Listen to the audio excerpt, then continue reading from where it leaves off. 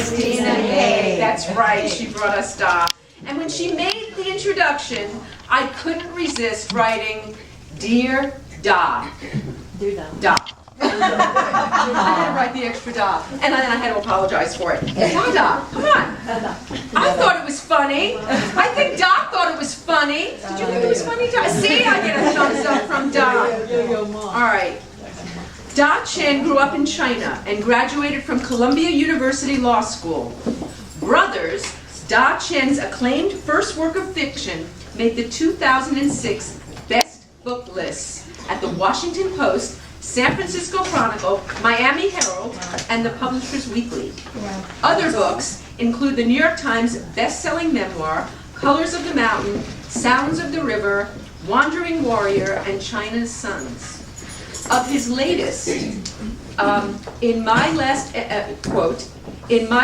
Empress, Da Chen pushes the reader into the strangest corners of the human heart with a style of pure, creepy gorgeousness, like a fan opening, vein by mysterious vein, said Janet Fitch, New York Times bestselling author of White Oleander. If you took the love child of J.D. Salinger and F. Scott Fitzgerald, then raised him in China, you would get something close to the beauty, truth, and elegance of the words of Da Chen in My Last Empress. Da is a literary writer, and he's classing up my joint. He's gracious and polite. I was intimidated to present him, because you know me. Yeah. But then I got this email from him. You are such a lyrical and humorous writer. I had to read your Huffington Post features. They were wicked. He said of me. Anyway, I trust we're going to be okay. Ladies, please welcome today's attempt at diversity and literary masterwork, Da Chen.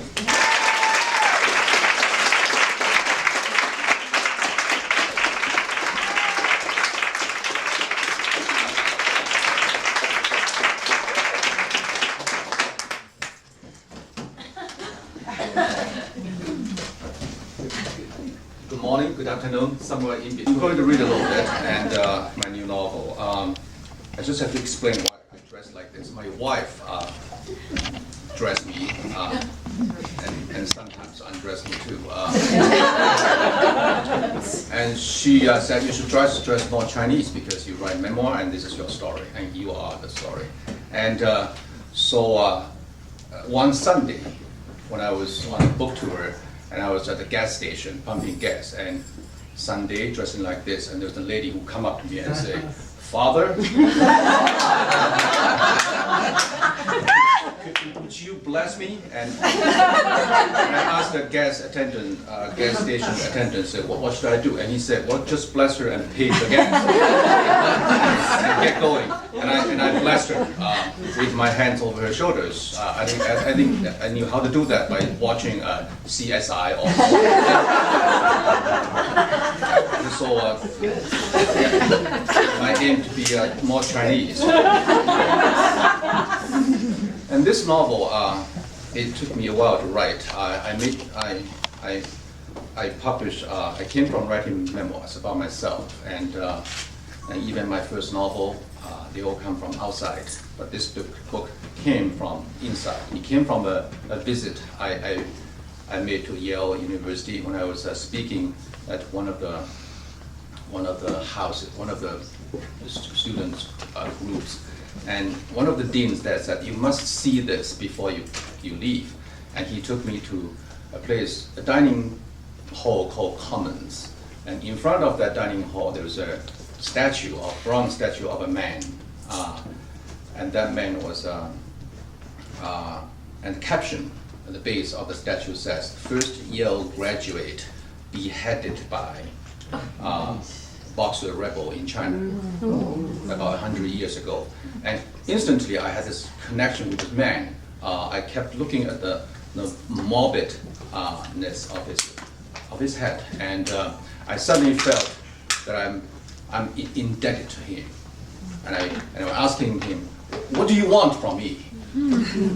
Because he went to China to work as a missionary, and he stayed to save a Chinese boy servant, and he was captured, and his head cut off. So I was, as a novelist, I knew, at the very simple moment, I knew that I had enough to start a novel, because he gave me all the most important thing in the novel writing. It's not really the plot, but it's a sort of mood, a tonality, and that mood continued to hang over me for the duration of the time it took me to write. And I did not know very much about being a missionary, so I wrote a love story for him, for the man to measure this man's the depth of his love and dedication. And he fell in love with this blue-eyed, blonde, empress-like girl, daughter of an American missionary who just returned from China, and they met at Andover, the boarding school, and then they fell so madly in love, and then very soon her life was taken away, and now he spent the rest of his life dedicated to looking for the reincarnation of this girl, of this love that was foretold by Chinese fortune tellers to be living in between the space between the wall and its wallpaper within the echoing chambers of the Forbidden City. And this is the prologue of the book. I am old, decayed, and fermented. I'm a dead tree with a rotten cavity, within which grows a stem of flower, my last empress. Sitting on the veranda, I feel my bones aching and my heart ready to dip down the horizon like the aging sun. I'm alone with Ying Ying, the palace servant from my days, tutoring the last emperor. He is as faithful as the thoughts of my Annabelle. Age makes simple all urges. Only the essence of life remains. The rest matters not at all. Daily, I rise to do one small task. Write down what transpired from the initial spark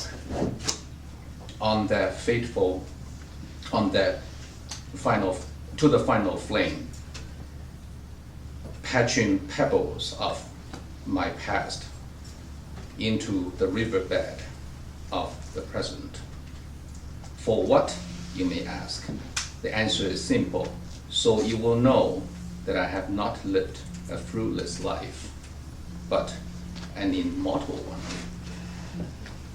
I relive on paper the bygone days, savoring their glory the same way a shadow vies for the sun. This is a story of love and inevitability. I was nothing until Annabelle came along one fateful summer day.